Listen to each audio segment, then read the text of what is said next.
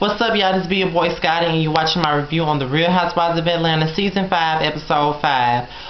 The noise that you hear in the background is the dishwasher, so, I'm just doing a couple of things before I go back to sleep. So I had to get this review on out the way because I know y'all been waiting for it. I was supposed to do it last night, but I just did not feel like doing it. I wasn't in the mood.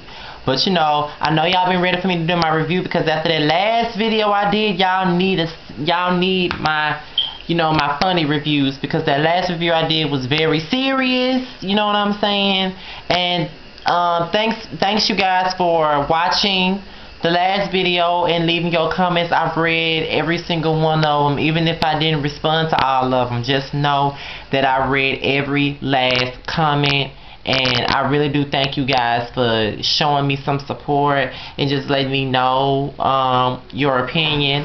And like I said, I know that I did not handle the situation right, but I am only human and I'm not here to please anyone. And when you're angry, you do a lot of things out of anger. And I know that was, if it went any further, that could have been a fucked up situation for me in my life. So it is what it is. So let me just get into the video.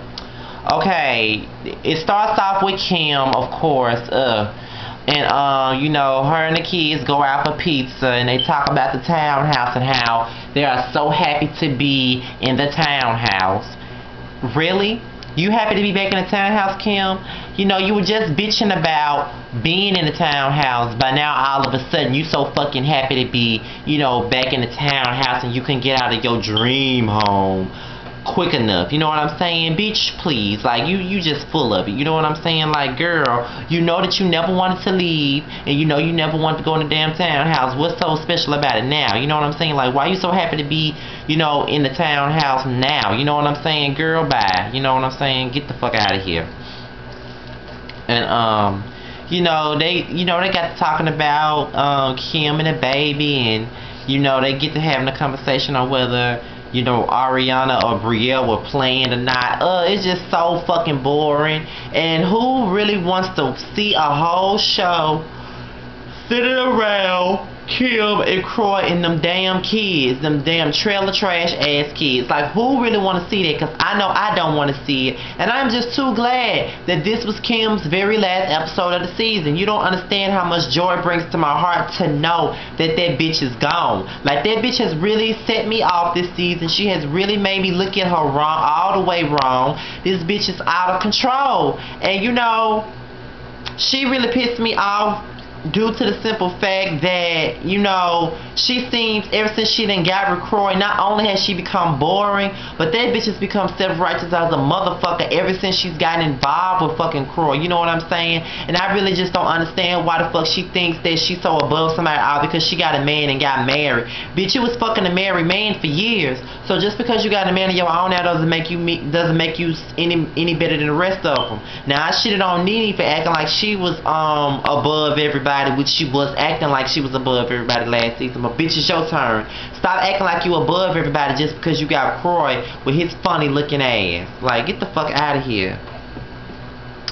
Okay, Kenya, Walter, and Phaedra and Apollo, they meet up and go out on a double date at a park, I guess, and they, get on go-karts and shit like that. But when they first met, the thirst meter was real with Kenya ass. You know what I'm saying? Like, that bitch was like dehydrated or something, you know what I'm saying? Because she see a young piece of meat in her face, because Lord knows that Walter is old as fuck to me, and he look like he's a girl anyway. So of course Phaedra wanted to hop on this shit. She talking about how big his muscles is, and doing all that smiling and shit. And I just think that it was very disrespectful the way that she was coming across. She was coming across as if she just didn't give a fuck about her man sitting right there, and she really didn't give a fuck about Phaedra sitting there. I just thought that was just disrespectful all across the board, and I just don't endorse that type of shit. Like, bitch, don't you got a man, and don't you see this man's wife sitting here? You know what I'm saying? Like, why would you be flirting with somebody's man openly in front of your man and this man's wife? You know what I'm saying? I just felt like that was real stupid, and I think that Phaedra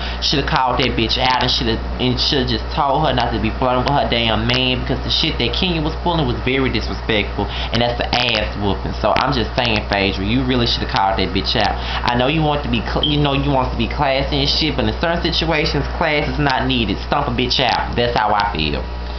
Cynthia and Peter, they tell Nene and Greg about the upcoming trip to Anguilla, and it was supposed to be the girls' trip, but you know they decided to switch it up a little bit and make it, you know, a couples trip, and you know, for all the girls to bring their men on the trip, you know, just have a good time, you know, enjoy their man while they all out of the United States. You know what I'm saying? So, you know, it was real funny to see Nene's faces when she was telling her who was all coming on it, when Cynthia was telling her who was all coming on the trip.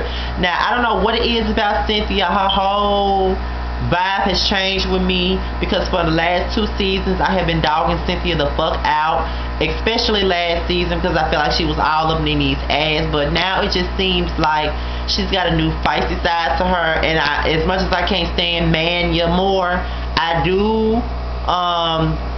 will say that, I thank her, because, you know, she pulled that side up out of Cynthia. You know what I'm saying? Like, she brought that feistiness up out of Cynthia, because she really didn't have it for a very long time, because she was really boring for a long time. And I just want to credit her for bringing it out, because if it wasn't for her being a disrespectful ass bitch at that damn Jet Beauty of the Week contest, you know what I'm saying, I don't think we ever would have gotten to see this feisty side of Cynthia. So kudos to you, Kenya, for doing something right.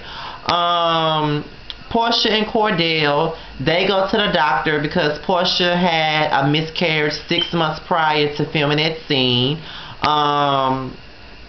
They was trying to see what their chances are looking like to have some kids. And, you know, Porsha wants to have twins and just get it over with, but you know, the doctor strongly advises her to just think about one baby at a time right now, because it's not good for her in her condition to try to have, you know, a multiple pregnancy. And you know what I'm saying? So I thought it was a pretty much fun scene. I think, you know, I kind of like Porsha and Cordell together. You know, even though she's a ditz, even though she's a blonde trapped in a black woman's body, I like Porsha for some reason. I just like her. I like her much better than Kenya. And I was dying laughing when Bounty Blue called that bitch a damn, said that she was a black bitch that looked like an owl. I hollered at my computer screen when Bounty Blue said that. So Cynthia and Kandi go out to eat, and Cynthia invites Kandi out to Anguilla. And, you know, they were talking about all the girls, and, you know, inviting all the girls on the trip. And, you know, Kandi brought up her situation with Nene and how she feels about Nene. You know, a lot of people have been going in on Kandi because she has a lot to say about Nene. Now, I will say this, and this is unbiasedly speaking, because, you know, I do love Kandi, and she's my favorite off the show. But unbiasedly speaking, as much as I'm getting sick of hearing Kandi talk about Nene, I will say this. You know what I'm saying? Kandi and Nene has not had the best relationship from the beginning. And you know what I'm saying? I don't get how everybody can get mad at Kandi when she states her opinion about Nene, but when Nene stated her opinion about Kandi being, you know, ghetto and hood and all of this when she first met her, you know, we all thought it was funny. But now that Kandi got her opinion on, you know, Nene, it's a problem. You know what I'm saying? So I just don't agree with that. You know what I'm saying? I think that Candy's well within her rights to have an opinion about Nene. Just saying, you know. And I don't even dislike Nene this season, but I'm just gonna be real about it. If I've never had a good relationship with a bitch, I'm never gonna have a positive vibe about them. I'm gonna always have my guard up when it comes to them. And I think that's just what it is with Kandi. She keeps her guard up with Nene, and I just think that she has every right to. Nene has never been that nice to her. And, you know, for her to tell Cynthia that, you know, she don't know why Kandi don't like her is a bunch of bullshit. Because Nene, when you first met Kandi, you never gave the bitch a chance. You called her ghetto. You said everything in the book. Like, you never really gave Kandi that chance. Y'all obviously got off on the wrong foot, and you really need to acknowledge that instead of saying you don't know why Kandi don't like you. You know why. I mean, come on. Too much has happened over the last 3 years.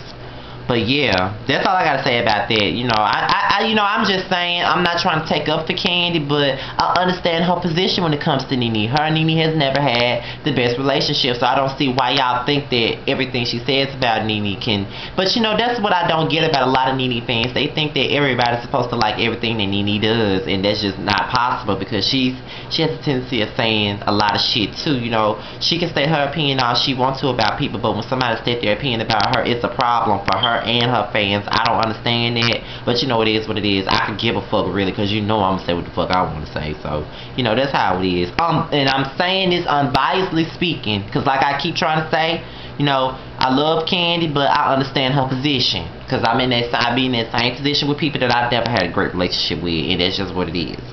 So Porsha meets with Cynthia and Nene, and you know, she feels like because, you know, they have their own little charities and foundations that she could be, you know, she could be friends with them, and you know, whatever. So they talked about the Hosea Williams Foundation and all of that stuff. You know, Nene was saying, you know, everybody in Atlanta knows about it and all that, and Porsha felt like, you know, the three of them could come together as a sisterhood to try to do something for the kids. And you know, that's when she made that slip up of saying, you know, 265 days of the year. I thought it was funny, but you know, everybody looking for a reason to, you know, down poor little Dixie Porsha. I just thought it was funny. You know what I'm saying? It is what it is. So I was very surprised to see that Nene took a liking to Porsha, but Nene wasn't really so certain about Kenya. But that's very interesting. But we'll see about that.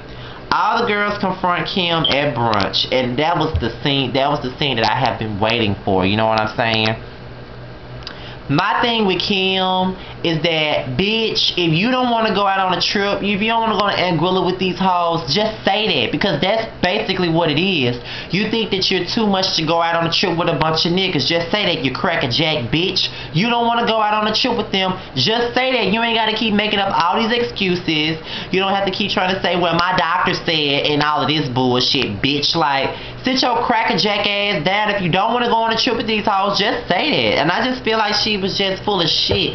Now, if she, you know, she gave these girls all these dates, as, you know, they're working around their schedule with her ass, you know what I'm saying, and, you know, come to find out she still can't go, bitch, why would you give out the dates anyway? And if you didn't really want to go, you should have just said that instead of having them all switch around their schedules for you. Like, bitch, it ain't like you special.